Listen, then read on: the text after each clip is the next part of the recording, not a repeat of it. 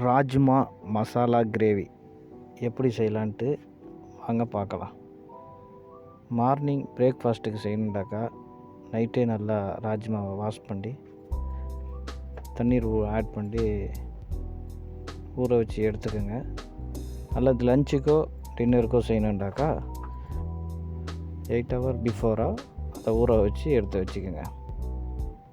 ராஜ்மாவை செய்வதற்கு தேவையான பொருட்கள்: வெங்காயம், தக்காளி, பச்சை மிளகாய், இஞ்சி பூண்டு பேஸ்ட்டு, ஸ்பைசஸ், பிரியாணி இலை, ஏலக்காய், பட்டை, கிராம்பு இவைகளையும் எடுத்துக்கோங்க. மிளகாய்த்தூள், மல்லித்தூள், ஜீரகத்தூள், மஞ்சள் தூள், கரம் மசாலா, சிக்கன் மசாலா இவைகளையும் எடுத்துக்கோங்க. வெங்காயத்தை நைஸாக வெட்டி வச்சுக்கோங்க.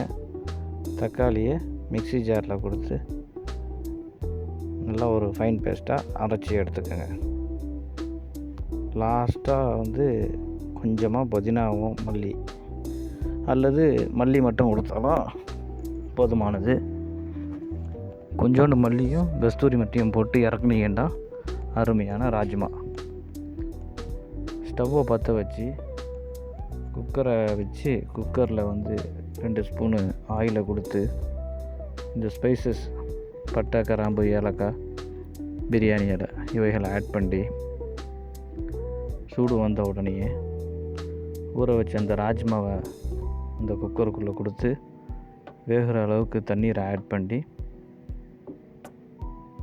அந்த தண்ணீருக்குள்ளே லைட்டாக சால்ட்டையும் கொஞ்சமாக மிளகாய் தூளையும் அதுக்குள்ளேயே போட்டு நல்லா மிக்ஸ் பண்ணி வேக வச்சு எடுத்துருங்க. 2 விசில் வந்தால் நல்லா நைஸாக வெந்துடும். அதற்கு மேலே விசில் கொடுக்க வேணாம். ஏன்னா நைட்டே ஊற வச்சது 2 விசில்லையே அது நைஸாகிடும். பிறகு ஒரு எம்டி வானல் எடுத்துக்கோங்க. அந்த வானலில் லைட்டாக ஒரு 2 ஸ்பூன் நெய்யை ஆட் பண்ணி பிறகு நைஸாக வெட்டி வச்ச அந்த வெங்காயத்தையும் தக்காளியையும் அது கூட கொடுத்து மிக்ஸ் பண்ணி கொஞ்சம் வேக வச்சு எடுக்கணும். ஃபஸ்ட்டு வெங்காயத்தை போட்டுருங்க. வெங்காயம் ஒரு லைட்டாக நிறம் மாறின உடனே பொன்னிறமாக வந்த உடனே இந்த தக்காளியை மிக்சியில் அரைச்சி வச்ச தக்காளி அதில் சேர்த்துருங்க. தக்காளியுடைய கொஞ்சம் பச்சை போன உடனே இஞ்சி பூண்டு பேஸ்ட்டு ஒரு 2 டேபிள் ஸ்பூனை போட்டு அதுவும் கொஞ்சம் பச்சை வாடை போகிற அளவுக்கு வேக விட்ருங்க. பிறகு 1 by 1 மசாலாவை சேர்த்துருங்க. மிளகாய் தூள் கம்மியாக போடணுண்டாக்கா காரத்துக்காண்டி 2 பச்சை மிளகாய் ஆட் பண்ணிக்கோங்க. நல்லா காரமாக இருக்கும். இல்லை பச்சை மிளகா வேணாம், மிளகாய் தூள் காரம் மட்டும் போதும்ண்டாக்கா பச்சை மிளகாவை ஸ்கிப் பண்ணிடுங்க. வெங்காயம் தக்காளியோடைய இஞ்சி பூண்டு பச்சை வாடை போனவுடனே மஞ்சள் தூள், மிளகுத்தூள்,